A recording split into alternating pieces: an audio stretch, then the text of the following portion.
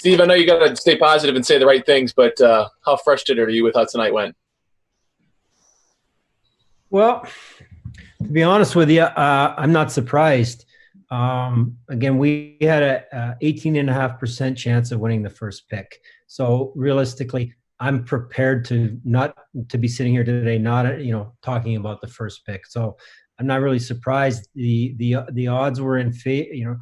The bottom eight or the eight playoff teams had a 24.5% chance of combined of getting the pick. So the odds were better that the first pick went to the bottom eight than it did to us. I guess then my follow-up would be, I know you weren't a huge, you said you had just learned about the format the last time we talked with you. I don't know how openly you want to say you disagree with, are you at least frustrated or disappointed with how the NHL ultimately settled this lottery format? They got to do what they got to do. Whether anything I say is going to be self-serving, Brad. So they got to do what they got to do, and you can get an opportunity maybe to talk to the NHL, and you can ask them those questions. All right, thanks, Steve.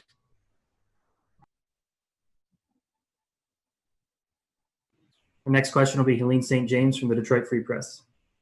Hey, Steve, just without the combine and such, how well do you feel some of the players available to you? I mean, have you been able to, kind of get to know them? We assume calls, or how good of a handle do you feel you have on some of the players that will be available to you at Force? Well, first of all, I'll say, whether we're picking first or fourth, we feel we're going to get a very good prospect. So knowing we're at the fourth pick, there's going to be great options for us, and we're going to be very excited about the prospect that we get, and he'll have tremendous potential to be a good NHL player. So to answer your question, we are throughout the year, our scouts obviously are watching the players. They spend time with the players themselves, getting to know them. Since the seasons have ended or been canceled or paused, we've spent a lot of time interviewing players, as most teams, I'm sure all teams have, interviewing them, over the internet, and we'll continue to do our homework. And there's still work to be done. We're not exactly sure how the rest of the summer and eventually leading up to the draft will play out, but we'll know these kids as well as we possibly can. It would be really nice to, just that little bit of information we get at the combine, the test results, I find interesting. So every team but one actually doesn't have any testing results. So we'll get by without that. There are a lot of good players, available in this draft, even outside of first, second, or third. Are you fairly confident you're going to get a player who can maybe move the needle on the rebuild? I mean, whether you choose somebody who can help you offensively, or I know Drysdale is a top defenseman who might be available at fourth, that you'll get a player who can move the needle on the rebuild. Well, I think we're going to get a great prospect, and hopefully that prospect turns into a player that can move the needle. Thank you. Next question will be Bob Winowski from the Detroit News. Hey there, Steve. When you've talked about the rebuild, you've talked about you have to draft well, develop, and everything. And you've also mentioned, and you got to get a little bit of luck too at some point. Just being candidly, does this count as the complete opposite of a little bit of luck in the lottery today? Wojo, maybe it seems that way today, but ultimately, let's see in a few years see how this the draft shakes out, and who becomes a good player. Well, again, we're going to get a great prospect, and how good of a player he becomes, time will tell. So we can sit here today and feel sorry for ourselves if we want. It doesn't matter. That's the system is what it is, and it's the same for all the teams. And we're going to get a great prospect. We're going to do everything we can to develop them, and you know what? Maybe we will get lucky again. Colorado, I think, lost the lottery a couple of years ago and ended up at the fourth spot and got Cale Makar, who is a player that definitely moves the needle. So time will tell. But like I said, we're excited about the prospect we'll get, and we'll get our lucky breaks along the way, and maybe this will be one of them in an odd-looking way. How many times in the next few months do you think you'll hear that you were the number 4 pick in a draft a few years ago? And I don't know if that resonates with you at all. It's a long time ago. It doesn't resonate with me anymore. Again, I was picked 4th overall. I had no idea going into the draft what my NHL career was going to be like. I had no expectations for myself, and things worked out. So, whether you're picking 1st, 2nd, 3rd, or picking 1st gives you the best odds maybe to get a player. But at the end of the day, you look at the history of the draft, and you're going to see at the end of the day, great players come from all different spots in the draft. Just the higher you pick, the more you increase your odds. The next question is from Max Boltman with The Athletic. Hi, Steve. I'm just curious, with the potential for some of the European leagues to start in September, what kind of situation would that create? How could that impact the draft if you're able to get kind of the start of a new season looks on some of these guys in Europe? Yeah, Max, that could just confuse the situation even more. We thought about that. You might have some of these top kids, in all likelihood, you'll have some of these top kids playing the way it looks right now, and potentially some of the North American kids not playing. So, depending on who's playing, who's not playing, who plays well, who doesn't, it can just complicate your decision-making process even more.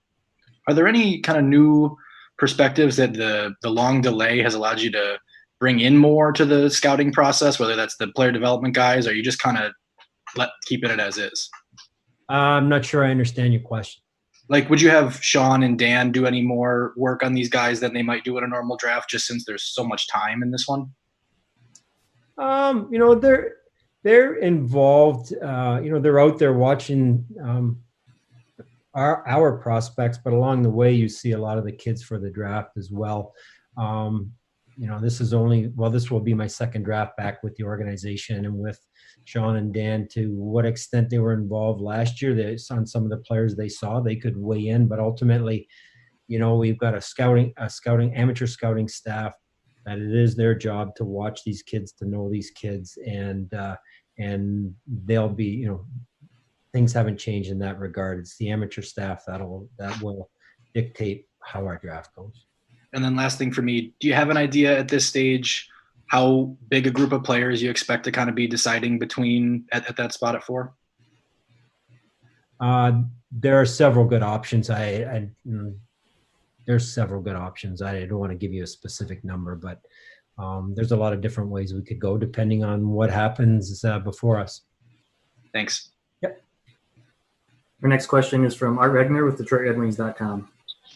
Hi, Steve. I've got a few questions, actually, but first of all, I'm just kind of curious, because of everything and all the time that we've had on our hands, is your list of these players, all your scouting reports, is it essentially done at this point? There really isn't much to do except go to the draft and see how it plays out. Well, as Max pointed out, these kids may play more hockey in September, maybe late August. The European League start earlier, August, September. If they're playing, we're probably going to go watch them, and it will have some influence on our decisions, good or bad. So no, I think there's work to be done. Now that we know where we're picking, well, obviously we can really focus on the kids in that spot. And I know our guys, myself, we've watched a lot of video on them. We're going to go back now and we'll watch even more. That's all we can do right now. Chris Draper and the staff have, interviewed a lot of the kids in this type of format, and have spent a lot of time with them and a lot of time with the people around them, getting to know them from different perspectives. So there's still work to be done. And like I said, I think if there's more hockey to be played, which it looks like there will be prior to the draft, we will watch it. And I know that you were part of this committee for the AHL to see, I guess you're going to give them several options about maybe how to restart the season. Have you had any opportunity to already meet? Do you have any kind of timeline? We haven't, other than the announcement, the invitation to be a part of it. And the announcement of the committee, we haven't begun yet, haven't met, haven't talked, nothing has started yet. You said an invitation. Are you going to accept that invitation? I did, yeah, I did. Okay, great. Thank you, Steve. Appreciate it. Welcome, Art. Our next question is from Dana Wakiji with DetroitRedWings.com. Hi, Steve. Obviously, you know, everybody's focused on the first round, especially tonight. But because you guys have so many picks, especially in the second and third round, aren't those almost equally as important in a way? Yes, you need some, Dana, you need some of those picks to turn into players. If it's just going to be, we're going to, draft our first round pick is we're going to count on our first round pick playing every year. It's going to take forever to build a good team. We're going to need players to come in the second, the third round, later rounds from year to year. Not going to hit on every pick every year. Obviously, you're not going to hit on your first pick every year as much work as we do on it. So it's imperative that speeds the process up. And so, yeah, you look at our team with, Tyler Bertuzzi, a second round pick, Philip Hronek, a second round pick, guys that are really having an impact. Yeah, we'll definitely need those guys to turn into players. And that's why having more of the picks increases the odds of one of them becoming players. And I know nothing is scheduled yet, but do you think it will be an opportunity at some point after the draft, whenever that is, to have a development camp or anything? At this stage, Dana, we haven't planned for anything. We're just kind of taking a wait and see approach. Let's see if the league can get back and it looks like, finish the playoffs, see what the offseason is going to look like, see what other leagues are planning to do, and then maybe we could, plan something at that point. So right now we have no plans and for that, and doesn't seem today that it's feasible. But once we get more information and if there's something that makes sense for us to do that's safe and practical and worthwhile, we would consider it. But we're not even close to that yet. Okay, thank you. Yep. All right, next question will go back to Helene St. James at the Detroit Free Press. Helene, I think you might be muted. Yeah, Steve, Yes. do you anticipate the player you're drafting at fourth is somebody who can come in and be on the team as soon as next season, whenever next season is? And also, in talking, it kind of sounded like had you guys been able to play out this current season, Moritz Seider might have gotten a couple of games if Grand Rapids had secured a foothold. Do you see Seider as being somebody who could be on next year's team too? I mean, potentially both your 2020 first round pick and 2019 first round pick being on next season's team. Well, Moritz had a real good year in Grand Rapids. I think he will get an opportunity whenever our season kicks off with training camp. He will get an opportunity to show he's ready to play. So I don't want to say we'll give him an opportunity. If he's ready to go, he'll play. And if not, he'll spend a little bit more time in the American Hockey League. But he had a very good year, and it's encouraging to see the things that he did in his development. So we'll wait and see when we get started and decide at that point. As far as who we pick in the first round, I would assume. How do I answer that? I guess it's possible. Thank you. Next question is from Ansar Khan with MLive.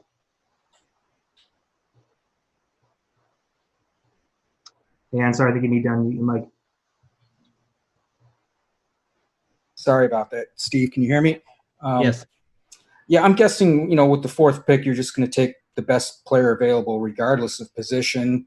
And last year, obviously, you took Seider on bolstering the defense. But is defense just looking at the prospects throughout the system and the young players on the team? Is that a position that you want to focus on and increasing the depth there more so than at forward where you seem to have a little bit more talent and depth?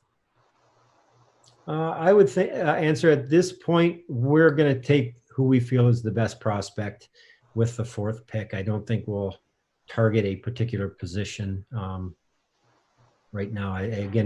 we've got several prospects. We're hoping some of them sooner than later turn into NHL players. That I don't think we're at a position, and I think it's difficult with the NHL draft. These kids are so young, and the great majority of them are a few years away from playing to really draft specifically for a position. But I'd say safely at this time, we need depth. We need help at every position. So we'll pick who we feel is the best prospect.